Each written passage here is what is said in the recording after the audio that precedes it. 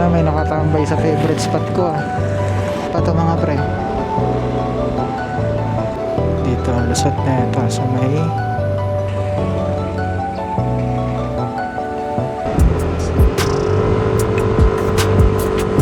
nice dito ano.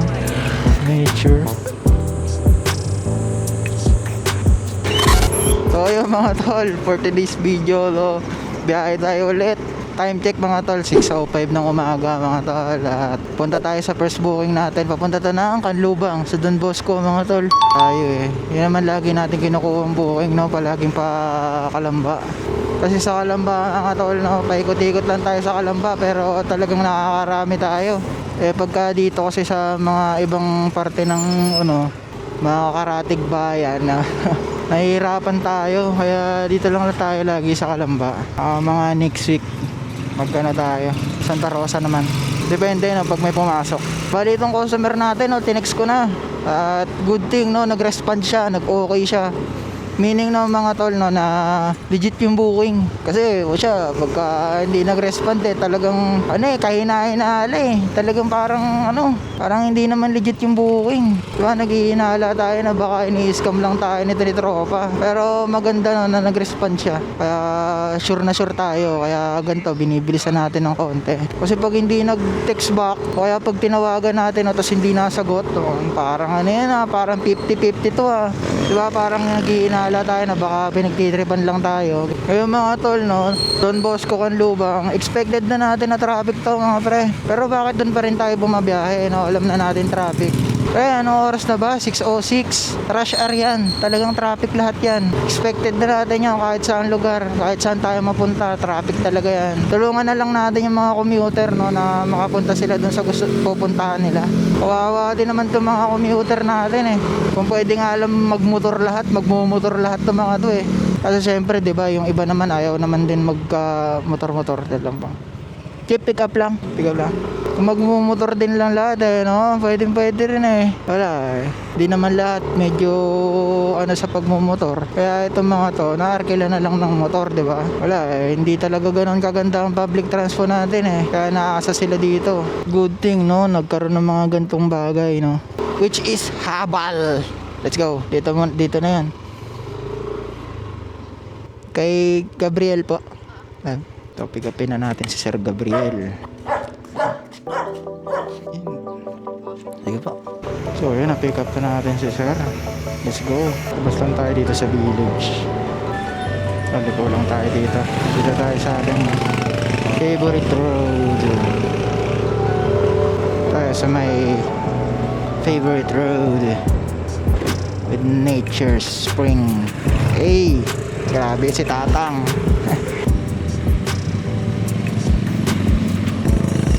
Nature strip pa. May mga dito baka nga ba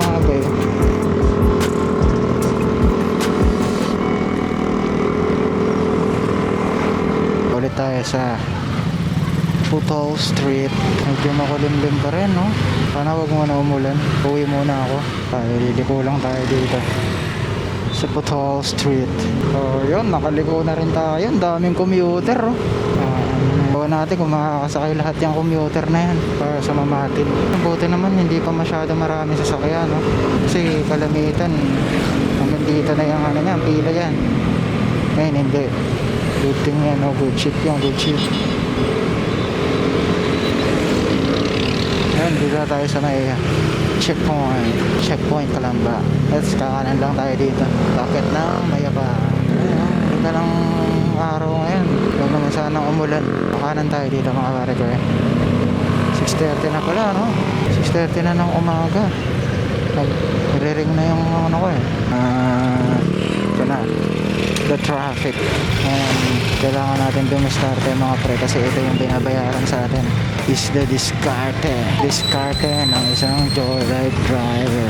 Diba, stuck agad ako, sira agad ang diskarte.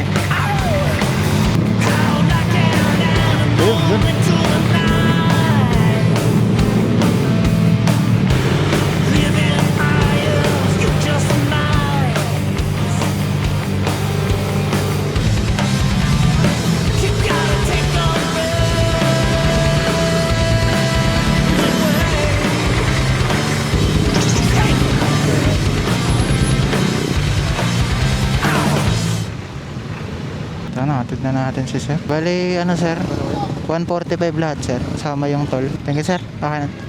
Thank you pa, thank you pa. Mga tol, nahatid na natin yung customer. Sobrang traffic lang dito sa Kanlubang. First customer pa lang natin yun, no? Wala pa tayong 6:50 na. Mag-alas 7 na. First customer pa lang natin yan. Medyo traffic kasi. Grabe, ito rin tumataga sa atin Traffic Traffic. Ba tol, hintay lang tayo ng sunod na booking. Sana meron pa, no? Grabe, ang lalayo. Sa taas. Puro sa taas ang mga booking. Papunta ng Palo Alto. Kaya muna tayo mga pre. Hanap tayo ng maganda-gandang booking. Hindi muna tayo nag-auto-accept, no?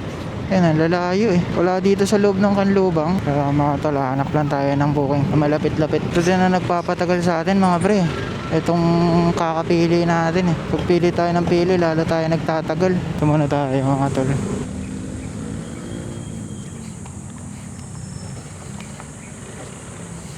Yun, nakaina tayo.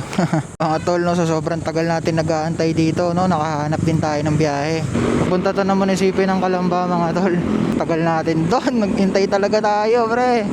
Rush hour kasi ngayon Talagang lugin-lugi tayo pagka natin to. Pagka hindi tayo naghanap ng maayos-ayos na biyahe. Kasi ang daming dumidiskarte na customer. Yung tigsi 50. Ang ginagawa ng mga customer, mga pre, pinapaano lang nila, sasakay sila ng joyride para pampahupa lang doon sa traffic, diba? Yung ruta na may traffic, doon sila magjo-joyride. Tapos bababa lang sila doon sa pinakamalapit na alam nila wala ng traffic, which is 50 pesos lang, no? Pero yung 50 pesos na yun, mga pre, grabe ang tagal ng bubunuin yun. Siguro yung 50 pesos na yun, bubunuin mo ng 20 minutes or 30 minutes. Kahit nakamotor pa, dumidiskarte din yung mga customer, no? Tapos parang tayo rin dumidiskarte. Singit-singit tayo kasi yun naman yung binabayaran sa atin yung makasingit-singit yung mga tol, nagantay talaga tayo, kuha tayo ng naganap tayo ng maayos-ayos na biyahe pababa dito, which is ito, nakuha na natin. Ngayon, punta na natin dito lang sa Petron to si ma'am sa munisipyo ma'am sa munisipyo po. Yun, na-pick up na natin si ma'am. Patid lang natin to sa City Hall. Let's go.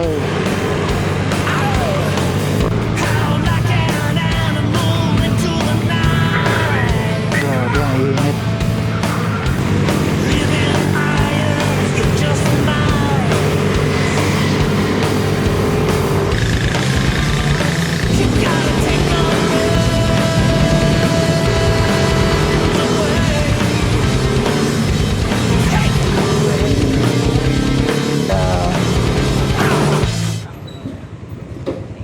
Ginawang 100 pre. Pwede na rin, di ba? So yung mga tol, no? Ano lang yun, second booking ba lang yan? Ano oras na? 7:30 na? 7:30 na nga. Second booking lang. Tingnan natin to. Puro 50 kasi napasok sa atin Pero pag nakarami tayo ng 50, okay na din Cancel. Tayo muna tayo ng biyahe mga pre. Third booking. Pangit pre, pagka nag-auto-accept tayo ng ganito kaaga Kukunin na natin to. Papunta lang ng St. Benil. 57 pesos lang mga pre. Kana natin. At least nagalaw tayo, di ba? Pwede na to. Dito lang to sa may lamesa. Napakalapit lang. Grabe, 7:30 na mga pre. Pag third booking pa lang tayo. Dito pala to sa loob mga tol. May bayad kasi dito 10 Yung mga tol, no? Dito sa Villa Calamba mga pre. May bayad kasi dito 10. Wala naman si Chip. Nandito ba si Chip? Wala. Yun, parang tinigil na nila pre. Parang pangalawang beses ko na to na hindi ako siningil Kasi nung mga nakaraan, no? Ilang beses tayo dito, isang araw tayo bumiyahe dito sa Calamba, no? 3 beses tayong siningil ng 10 piso dito. Sabi ni Chip, kada pasok daw 10. Ibali naka-30 si Chip sa atin. Yung HOA, naka-30 sa atin. Siguro tinigil na rin nila, no? Kasi kalimitan ng sinusundo ko dito sa Giante, 10 ng 10 yun. Ang sabi naman niya, 1 beses lang daw yan pwede gamitin. Pag nagamit na ng isa, hindi na pwede gamitin ulit. Which is pabor sa kanila, di ba? Pero sa mga homeowner dito, yung mga tao na namamasahe dito, hindi ganun kaganda kasi po dagdag sa pamasahe nila yun Ito, magkano pamasahe nito? 57 pesos. 57 pesos, tapos dadagdagan pa na 10, nagiging 67 na. Ibig sabihin, na yun? Dagdag na yun, di ba? Sundayin muna natin to si ma'am. Imbis na pangkain na nung sadyante yung 10 piso, pa niya, pinambayad pa niya dun sa 10 piso ng HOA. Ayun, na-pick up na natin si ma'am. Kamusad tayo, okay. Hindi tayo sisingilin eh. Wala si Chip eh. 2 beses na to. Hindi tayo sinisingil. Oh, wala nga. Nice. Hindi tayo sinisingil, no? Yun, nice. Kasi hindi na magbabahit yung customer na sa 7 pesos.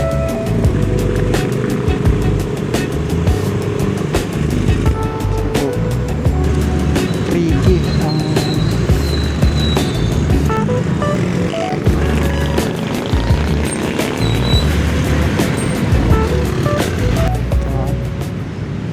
that's it. Isla lang natin, pre. Ano kaya yung sunod, no? May kasunod pa kaya to? Dito na rin ako mag-aantay. Ako na mag-abang ng gabang. Waiting. Na tayo mag-waiting. So, yung mga tol, eto. Port booking. Hindi natin alam kung saan to papunta. Pero kunin na natin, no? Tayo dito. Medyo mahirapan lang tayo mag-maniobra. Pero kailangan na natin puntahan to kasi pang-apat pa lang natin to eh. Aga alas 8 na. Morning rush nga mga pre. Kasi kailangan talaga makarami ka dito.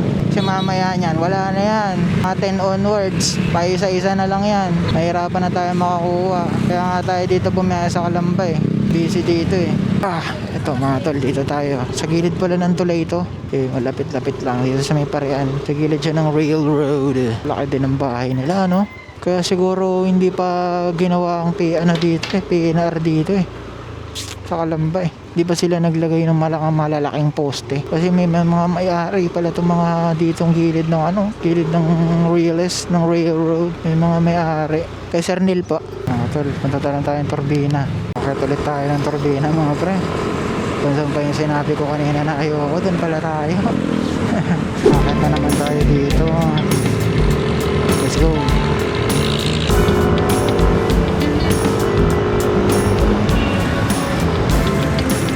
Kanan, tagal lang hintay namin dun ah.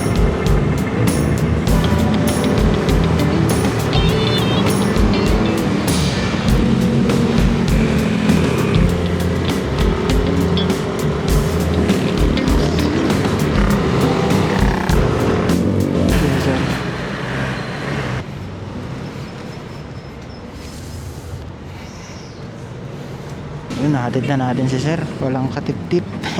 Ubus yung ubus yung barya ko eh. Tahirap din ang buhay eh, Tahirap ang tip ngayon sa atin ah. So yung mga tol, 86 pesos pa wala labis, walang kulang. Dito tayo sa barangay, sa IMSIM. Dito tayo maghahanap ng biyahe mga pre. Wala eh, talagang negats tayo dun sa mga binayaran natin kanina. Lalapit lang, tas wala pa mga tip. Siyempre yung iba, di ba, pag malapit, ginagawa ng na nila, ilalakihan na nila, di ba? Ginagawa na nilang 100. Kunyari 86 pesos, ginagawa na 100. Doon lang talaga tayo kumikita eh. Sa ganun eh. Pag dito, parang balik punan din lang eh. May nakatambay sa favorite spot ko ah. May nakatambay sa spot natin mga pre. Kaya makatambay, no? Dami rin kasi nabiyahe ngayon eh. Hanggang mamaya yan. Dito tayo.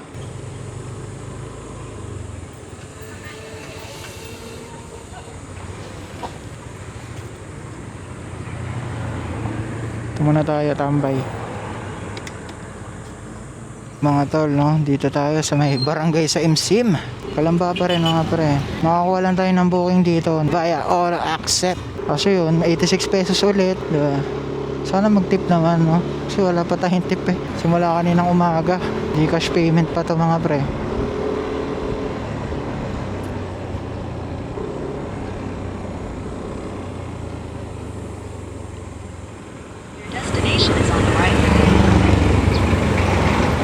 Hintayin lang natin si sir, no? Hindi nagre-reply. Tayo lang natin si sir. Pero panlimang booking na natin to, kaya okay na din, di ba? Ito ma'am. Sama ni Sipya pa? Ha? Sama ni Sipya pa? Ma'am? Gcash payment. Apa. Ito yung mga tol, 5th booking. Pababa lang nito sa may bukal. Ito. Dito, lasot na ito sa may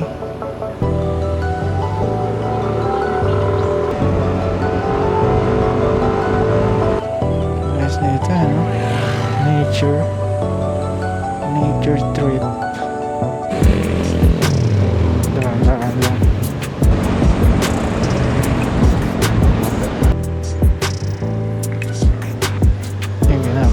Sorry po. Ginagawa ko.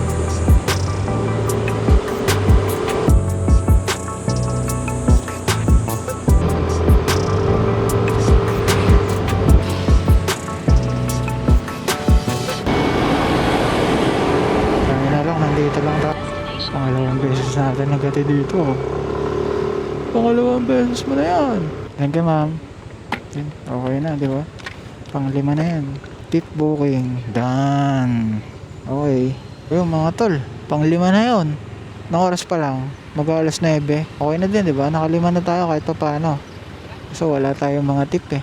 Tip lang talaga bumubuhay sa atin eh. Pag walang tip, lugi. Maliit ng earnings pag walang tip. So yun, nandito na naman tayo. Dito na tayo kanina eh. Pumasok yung Saint Benil kanina eh. Tambay muna tayo dito saglit.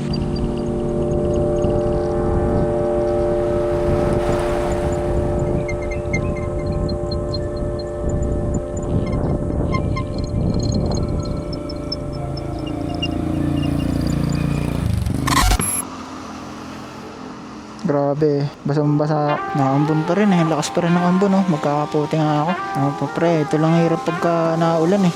Ang hirap bumiyahe pag naulan. Basa tayo.